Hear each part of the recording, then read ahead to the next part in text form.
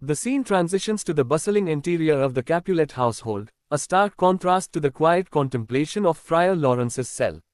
The atmosphere is thick with a sense of frantic preparation and mounting excitement.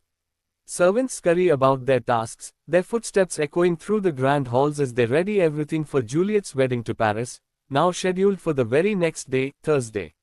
Banners are likely being hung, musicians might be tuning their instruments in another room, and the air is probably filled with the smells of cooking and the sounds of hurried instructions being given. Lord Capulet, the patriarch of the family, is at the center of this whirlwind of activity. He is depicted as being in an exceptionally buoyant mood, his grief over Tybalt's death seemingly overshadowed by the prospect of this advantageous marriage. He takes charge with an almost manic energy, personally overseeing the wedding arrangements and issuing orders to ensure everything is perfect for his daughter's special day. He views this union as a crucial step in restoring happiness and stability to their household, a way to pull Juliet out of her lingering sadness and secure a powerful alliance with a respected nobleman. He beams with anticipation, believing that this match will bring immense joy to Juliet and elevate the family's standing in Verona. Just as the preparations are reaching a fever pitch, Juliet enters the scene. Her demeanor is dramatically different from the heartbroken and defiant young woman who sought refuge with Friar Lawrence just moments before. Following the friar's instructions to the letter, she presents an outward appearance of cheerfulness and complete obedience to her father's wishes. She seeks out Lord Capulet, approaching him with a newfound humility and contrition. In a seemingly heartfelt display, she begs for his forgiveness for her past behavior, her sullenness, her tears, and any perceived disobedience regarding the marriage to Paris. She explains that she has sought counsel from Friar Lawrence, who has wisely advised her to embrace the marriage and willingly become Paris' wife. She professes to now understand the wisdom of her father's choices and assures him that she is ready and eager to marry Paris. Lord Capulet's reaction to this sudden and complete turnaround is one of unadulterated joy and profound relief. He had been deeply concerned by Juliet's persistent grief and had likely anticipated some resistance to the arranged marriage. Her apparent change of heart, her willingness, and even her seemingly enthusiastic acceptance of Paris as her husband fill him with immense delight. He credits Friar Lawrence's guidance for this miraculous transformation, believing that the friar's words have finally brought Juliet to her senses and steered her towards a path of happiness and security. So overcome with emotion and happiness is Lord Capulet by this unexpected turn of events that he makes an impulsive and ultimately fateful decision. He declares that there is no need to delay the joyous occasion any longer. He announces that the wedding will be moved forward from Thursday morning to Wednesday morning, the very next day. His reasoning is that with Juliet now so willing and even eager, there's no point in waiting. He wants to seize this moment of apparent enthusiasm and celebrate the union as soon as possible.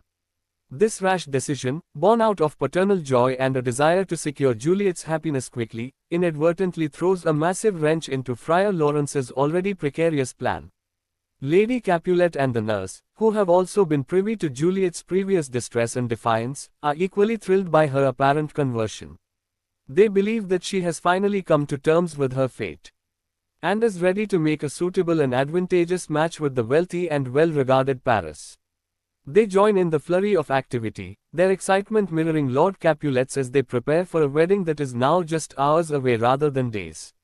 The urgency of the situation intensifies, with everyone focused on making sure all the last-minute details are taken care of. Lord Capulet, caught up in the whirlwind of his own decision, immediately throws himself into even more wedding preparations. He summons the head cook, issuing rapid-fire instructions for the wedding feast. He wants everything to be absolutely perfect for his beloved daughter's wedding, a grand celebration befitting the union of two prominent families. Determined to ensure the event's success, he declares that he will even stay up all night, personally overseeing the arrangements and ensuring that every detail is in order. This heightened sense of urgency and activity further underscores the dramatic irony of the scene, as the family busies themselves with preparations for a wedding that they believe will bring joy, while Juliet is secretly bracing herself for a dangerous and potentially fatal deception.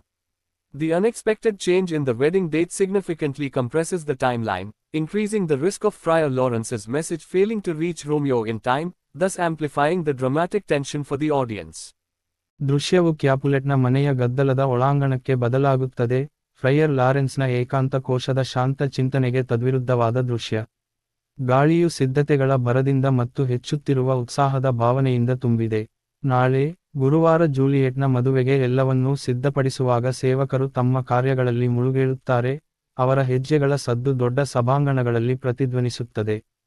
ಬಹುಶಃ ಬ್ಯಾನರ್ಗಳನ್ನು ನೇತುಹಾಕಲಾಗುತ್ತಿದೆ, ಸಂಗೀತಗಾರರು ಇನ್ನೊಂದು ಕೋಣೆಯಲ್ಲಿ ತಮ್ಮ ವಾದ್ಯಗಳನ್ನು ಶ್ರುತಿ ಮಾಡುತ್ತಿರಬಹುದು, ಮತ್ತು ಅಡುಗೆಯ ವಾಸನೆ ಮತ್ತು ನೀಡಲಾಗುತ್ತಿರುವ ಅವಸರದ ಸೂಚನೆಗಳ ಶಬ್ದಗಳು ಗಾಳಿಯಲ್ಲಿ ತುಂಬಿರಬಹುದು. ಕುಟುಂಬದ ಮುಖ್ಯಸ್ಥ ಲಾರ್ಡ್ ಕ್ಯಾಪುಲೆಟ್ ಈ ಚಟುವಟಿಕೆಯ ಕೇಂದ್ರದಲ್ಲಿದ್ದಾನೆ. ಅವನು ಅಸಾಧಾರಣವಾದ ಮೂಡ್ನಲ್ಲಿದ್ದಾನೆ ಎಂದು ಚಿತ್ರಿಸಲಾಗಿದೆ. ಟೈಬಾಲ್ಟ್ನ ಸಾವಿನ ದುಃಖವು ಈ ಅನುಕೂಲಕರ ವಿವಾಹದ ನಿರೀಕ್ಷೆಯಿಂದ ಮರೆಯಾದಂತೆ ಕಾಣುತ್ತದೆ. ಅವನು ತನ್ನ ಮಗಳ ವಿಶೇಷ ದಿನಕ್ಕೆ ಎಲ್ಲವೂ ಪರಿಪೂರ್ಣವಾಗಿದೆ ಎಂದು ಖಚಿತಪಡಿಸಿಕೊಳ್ಳಲು ವೈಯಕ್ತಿಕವಾಗಿ ಮದುವೆಯ ವ್ಯವಸ್ಥೆಗಳನ್ನು ಮೇಲ್ವಿಚಾರಣೆ ಮಾಡುತ್ತಾ ಮತ್ತು ಆದೇಶಗಳನ್ನು ನೀಡುತ್ತಾ ಬಹುತೇಕ ಹುಚ್ಚುಚ್ಚಾಗಿ ಕಾರ್ಯನಿರ್ವಹಿಸುತ್ತಾನೆ. ಅವನು ಈ ಒಕ್ಕೂಟವನ್ನು ತಮ್ಮ ಮನೆಯ ಸಂತೋಷ ಮತ್ತು ಸ್ಥಿರತೆಯನ್ನು ಪುನಃಸ್ಥಾಪಿಸುವ ನಿರ್ಣಾಯಕ ಹೆಜ್ಜೆಯಾಗಿ, ಜೂಲಿಯೆಟ್ನ ದೀರ್ಘಕಾಲದ ದುಃಖದಿಂದ ಹೊರಬರಲು ಮತ್ತು ಗೌರವಾನ್ವಿತ ಕುಲೀನನೊಂದಿಗೆ ಪ್ರಬಲವಾದ ಮೈತ್ರಿಯನ್ನು ಭದ್ರಪಡಿಸುವ ಮಾರ್ಗವಾಗಿ ನೋಡುತ್ತಾನೆ. ಈ ಪಂದ್ಯವು ಜೂಲಿಯೆಟ್ಗೆ ಅಪಾರ ಸಂತೋಷವನ್ನು ತರುತ್ತದೆ ಮತ್ತು ಕುಟುಂಬದ ಸ್ಥಾನಮಾನವನ್ನು ವೆರೋನಾದಲ್ಲಿ ಹೆಚ್ಚಿಸುತ್ತದೆ ಎಂದು ನಂಬುತ್ತಾ ಅವನು ಉತ್ಸಾಹದಿಂದ ಹೊಳೆಯುತ್ತಾನೆ. ಸಿದ್ಧತೆಗಳು ತೀವ್ರ ಸ್ವರೂಪವನ್ನು ತಲುಪುತ್ತಿದ್ದಂತೆ, ಜೂಲಿಯೆಟ್ ದೃಶ್ಯವನ್ನು ಪ್ರವೇಶಿಸುತ್ತಾಳೆ. ಅವಳ ವರ್ತನೆಯು ದುಃಖಿತ ಮತ್ತು ಧಿಕ್ಕರಿಸುವ ಯುವತಿಯಿಂದ ನಾಟಕೀಯವಾಗಿ ಭಿನ್ನವಾಗಿದೆ. ಅವಳು ಕ್ಷಣಗಳ ಹಿಂದೆ ಫ್ರೈಯರ್ ಲಾರೆನ್ಸ್ನೊಂದಿಗೆ ಆಶ್ರಯ ಪಡೆದಳು. ಫ್ರೈಯರ್ನ ಸೂಚನೆಗಳನ್ನು ಅಕ್ಷರಶಃ ಪಾಲಿಸುತ್ತಾ, ಅವಳು ಸಂತೋಷ ಮತ್ತು ತನ್ನ ತಂದೆಯ ಆಶಯಗಳಿಗೆ ಸಂಪೂರ್ಣ ವಿಧೇಯತೆಯ ಬಾಹ್ಯ ನೋಟವನ್ನು ಪ್ರದರ್ಶಿಸುತ್ತಾಳೆ. ಅವಳು ಲಾರ್ಡ್ ಕ್ಯಾಪುಲೆಟ್ನನ್ನು ಹುಡುಕುತ್ತಾಳೆ, ಹೊಸದಾಗಿ ಪಡೆದ ವಿನಮ್ರತೆ ಮತ್ತು ಪಶ್ಚಾತ್ತಾಪದಿಂದ ಅವನನ್ನು ಸಮೀಪಿಸುತ್ತಾಳೆ. ತೋರಿಕೆಯ ಹೃದಯಸ್ಪರ್ಶಿ ಪ್ರದರ್ಶನದಲ್ಲಿ, ತನ್ನ ಹಿಂದಿನ ನಡವಳಿಕೆಗಾಗಿ, ತನ್ನ ಮುಖಗಂಟು, ತನ್ನ ಕಣ್ಣೀರು ಮತ್ತು ಪ್ಯಾರಿಸ್ನೊಂದಿಗೆ ವಿವಾಹದ ಬಗ್ಗೆ ಯಾವುದೇ ಗ್ರಹಿಸಿದ ಅವಿಧೇಯತೆಗಾಗಿ ಅವನು ಕ್ಷಮೆಯನ್ನು ಯಾಚಿಸುತ್ತಾಳೆ. ತಾನು ಫ್ರೈಯರ್ ಲಾರೆನ್ಸ್ನಿಂದ ಸಲಹೆ ಪಡೆದಿದ್ದೇನೆ ಎಂದು ಅವಳು ವಿವರಿಸುತ್ತಾಳೆ, ಅವರು ವಿವೇಕದಿಂದ ವಿವಾಹವನ್ನು ಸ್ವೀಕರಿಸಲು ಮತ್ತು ಪ್ಯಾರಿಸ್ನ ಹೆಂಡತಿಯಾಗಲು ಸಲಹೆ ನೀಡಿದ್ದಾರೆ. ತನ್ನ ತಂದೆಯ ಆಯ್ಕೆಗಳ ಬುದ್ಧಿವಂತಿಕೆಯನ್ನು ಈಗ ತಾನು ಅರ್ಥಮಾಡಿಕೊಂಡಿದ್ದೇನೆ ಮತ್ತು ಪ್ಯಾರಿಸ್ನನ್ನು ಮದುವೆಯಾಗಲು ತಾನು ಸಿದ್ಧ ಮತ್ತು ಉತ್ಸುಕಳಾಗಿದ್ದೇನೆ ಎಂದು ಅವಳು ಅವನಿಗೆ ಭರವಸೆ ನೀಡುತ್ತಾಳೆ. ಜೂಲಿಯೆಟ್ನ ಈ ಹಠಾತ್ ಮತ್ತು ಸಂಪೂರ್ಣ ಬದಲಾವಣೆಗೆ ಲಾರ್ಡ್ ಕ್ಯಾಪುಲೆಟ್ನ ಪ್ರತಿಕ್ರಿಯೆಯು ಅಪ್ಪಟ ಸಂತೋಷ ಮತ್ತು ಆಳವಾದ ನಿರಾಳತೆಯಿಂದ ಕೂಡಿದೆ. ಅವನು ಜೂಲಿಯೆಟ್ನ ನಿರಂತರ ದುಃಖದಿಂದ ತೀವ್ರವಾಗಿ ಕಾಳಜಿ ವಹಿಸಿದ್ದನು ಮತ್ತು ಬಹುಶಃ ಏರ್ಪಡಿಸಿದ ವಿವಾಹಕ್ಕೆ ಕೆಲವು ಪ್ರತಿರೋಧವನ್ನು ನಿರೀಕ್ಷಿಸಿದ್ದನು. ಅವಳ ಸ್ಪಷ್ಟವಾದ ಮನಸ್ಸು, ಅವಳ ಇಚ್ಛೆ ಮತ್ತು ಪ್ಯಾರಿಸ್ನನ್ನು ತನ್ನ ಗಂಡನಾಗಿ ಸ್ವೀಕರಿಸಲು ಅವಳ ತೋರಿಕೆಯ ಉತ್ಸಾಹವು ಅವನನ್ನು ಅಪಾರ ಸಂತೋಷದಿಂದ ತುಂಬುತ್ತದೆ. ಫ್ರೈಯರ್ ಲಾರೆನ್ಸ್ನ ಮಾರ್ಗದರ್ಶನವು ಪವಾಡಗಳನ್ನು ಮಾಡಿದೆ ಎಂದು ಅವನು ನಂಬುತ್ತಾನೆ, ಮತ್ತು ಫ್ರೈಯರ್ನ ಮಾತುಗಳು ಅಂತಿಮವಾಗಿ ಜೂಲಿಯೆಟ್ಗೆ ಬುದ್ಧಿ ಕಲಿಸಿವೆ ಮತ್ತು ಸಂತೋಷ ಮತ್ತು ಭದ್ರತೆಯ ಮಾರ್ಗದತ್ತ ಅವಳನ್ನು ಕೊಂಡೊಯ್ದಿವೆ ಎಂದು ಅವನು ನಂಬುತ್ತಾನೆ. ಈ ಅನಿರೀಕ್ಷಿತ ಘಟನೆಗಳಿಂದ ಲಾರ್ಡ್ ಕ್ಯಾಪುಲೆಟ್ ಎಷ್ಟು ಭಾವಾವೇಶ ಮತ್ತು ಸಂತೋಷಭರಿತನಾಗಿದ್ದಾನೆಂದರೆ ಅವನು ಆತುರದ ಮತ್ತು ಅಂತಿಮವಾಗಿ ಮಾರಕವಾದ ನಿರ್ಧಾರವನ್ನು ತೆಗೆದುಕೊಳ್ಳುತ್ತಾನೆ. ಸಂಭ್ರಮದ ಸಂದರ್ಭವನ್ನು ಇನ್ನು ಮುಂದೆ ವಿಳಂಬಿಸುವ ಅಗತ್ಯವಿಲ್ಲ ಎಂದು ಅವನು ಘೋಷಿಸುತ್ತಾನೆ. ಗುರುವಾರ ಬೆಳಿಗ್ಗೆ ನಡೆಯಬೇಕಾಗಿದ್ದ ವಿವಾಹವನ್ನು ಬುಧವಾರ ಬೆಳಿಗ್ಗೆಗೆ, ನಾಳೆಯೇ ಮುಂದೂಡಲಾಗುವುದು ಎಂದು ಅವನು ಘೋಷಿಸುತ್ತಾನೆ. ಜೂಲಿಯೆಟ್ ಈಗ ತುಂಬಾ ಇಷ್ಟದಿಂದ ಮತ್ತು ಉತ್ಸುಕಳಾಗಿದ್ದರಿಂದ, ಕಾಯುವಲ್ಲಿ ಯಾವುದೇ ಅರ್ಥವಿಲ್ಲ ಎಂದು ಅವನ ತಾರ್ಕಿಕತೆ ಇದೆ. ಅವನು ತೋರಿಕೆಯ ಉತ್ಸಾಹದ ಈ ಕ್ಷಣವನ್ನು ವಶಪಡಿಸಿಕೊಳ್ಳಲು ಮತ್ತು ಸಾಧ್ಯವಾದಷ್ಟು ಬೇಗ ಒಕ್ಕೂಟವನ್ನು ಆಚರಿಸಲು ಬಯಸುತ್ತಾನೆ. ಪಿತೃ ಸಂತೋಷದಿಂದ ಮತ್ತು ಜೂಲಿಯೆಟ್ನ ಸಂತೋಷವನ್ನು ತ್ವರಿತವಾಗಿ ಭದ್ರಪಡಿಸುವ ಬಯಕೆಯಿಂದ ಜನಿಸಿದ ಈ ಆತುರದ ನಿರ್ಧಾರವು ಫ್ರೈಯರ್ ಲಾರೆನ್ಸ್ನ ಈಗಾಗಲೇ ಅಸ್ಥಿರವಾದ ಯೋಜನೆಗೆ ಭಾರೀ ಅಡ್ಡಿಯುಂಟುಮಾಡುತ್ತದೆ. ಜೂಲಿಯೆಟ್ನ ಹಿಂದಿನ ದುಃಖ ಮತ್ತು ತಿರಸ್ಕಾರಕ್ಕೆ ಸಾಕ್ಷಿಯಾಗಿದ್ದ ಲೇಡಿ ಕ್ಯಾಪುಲೆಟ್ ಮತ್ತು ದಾದಿಯು ಅವಳ ತೋರಿಕೆಯ ಪರಿವರ್ತನೆಯಿಂದ ಸಮಾನವಾಗಿ ರೋಮಾಂಚನಗೊಂಡಿದ್ದಾರೆ. ಅಂತಿಮವಾಗಿ ಅವಳು ತನ್ನ ಅದೃಷ್ಟಕ್ಕೆ ಹೊಂದಿಕೊಂಡಿದ್ದಾಳೆ ಮತ್ತು ಶ್ರೀಮಂತ ಮತ್ತು ಗೌರವಾನ್ವಿತ ಪ್ಯಾರಿಸ್ನೊಂದಿಗೆ ಸೂಕ್ತ ಮತ್ತು ಅನುಕೂಲಕರವಾದ ಹೊಂದಾಣಿಕೆಯನ್ನು ಮಾಡಲು ಸಿದ್ಧಳಾಗಿದ್ದಾಳೆ ಎಂದು ಅವರು ನಂಬುತ್ತಾರೆ. ಅವರು ಭರದಿಂದ ಸಾಗುತ್ತಿರುವ ಚಟುವಟಿಕೆಯಲ್ಲಿ ಸೇರಿಕೊಳ್ಳುತ್ತಾರೆ. ಅವರು ಈಗ ದಿನಗಳ ಬದಲು ಕೆಲವೇ ಗಂಟೆಗಳ ದೂರದಲ್ಲಿರುವ ವಿವಾಹಕ್ಕಾಗಿ ಲಾರ್ಡ್ ಕ್ಯಾಪುಲೆಟ್ನಂತೆಯೇ ಉತ್ಸಾಹವನ್ನು ಹಂಚಿಕೊಳ್ಳುತ್ತಾರೆ. ಪರಿಸ್ಥಿತಿಯ ತುರ್ತುಸ್ಥಿತಿ ಹೆಚ್ಚಾಗುತ್ತದೆ, ಎಲ್ಲರೂ ಕೊನೆಯ ನಿಮಿಷದ ವಿವರಗಳನ್ನು ನೋಡಿಕೊಳ್ಳುವುದರ ಮೇಲೆ ಗಮನ ಕೇಂದ್ರೀಕರಿಸುತ್ತಾರೆ. ಲಾರ್ಡ್ ಕ್ಯಾಪುಲೆಟ್ ತನ್ನ ಸ್ವಂತ ನಿರ್ಧಾರದ ಸುಳಿಯಲ್ಲಿ ಸಿಕ್ಕಿಹಾಕಿಕೊಂಡು ತಕ್ಷಣವೇ ಹೆಚ್ಚಿನ ವಿವಾಹದ ಸಿದ್ಧತೆಗಳಲ್ಲಿ ತೊಡಗಿಸಿಕೊಳ್ಳುತ್ತಾನೆ.